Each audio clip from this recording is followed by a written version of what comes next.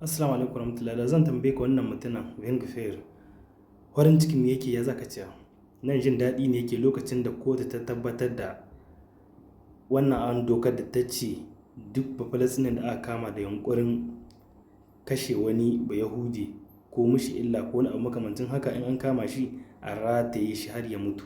Kotu ta tabbatar da wannan dokai shine yake celebration yana jin daɗi. Allah ubangiji ya taimaki gaskiya. Allah ya kawo mu zaman lafiya. Al'umma kuna gani fa Masjidil Aqsa rihe waɗanda suke yunkurin sai sun intar da ƙasarsu sun hana a rusa shi. Ga su nan an yanke musu hukuncin duk wanda aka kama da wannan yunkurin to rataye shi za a yi ya mutu har lahira.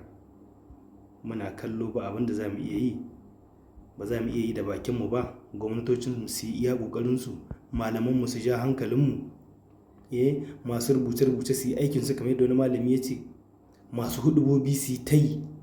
Wannan faɗa na addini ne, ba za mu bar wannan abubuwan ba don Allah, cewa wannan abin kaza wannan abin kaza duk al'umma sun kasa gane har yanzu wannan abubuwan suna bayyana. Yau ne wa 31 ga watan 3 2026 wannan abin ya faru a ƙasar Falastin, ƙasar 'yan mamaya inda suka wawari suka mamaya suka ce nasu ne.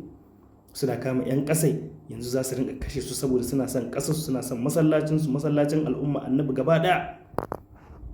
Allah ubangiji ka sa mu dace. Shine farin cikin da yake an tabbatar da wannan doka za su ci gaba da kashe su a dokance kamar yadda dama ba su bari ba farar fulla su kashe Falastinawa, hukuma ta kashe kowa kashewa yake. A haka wasu na musu kallon 'yan ta'adda ne. Allah ka sauke, Allah ka sauke, Allah ka gani.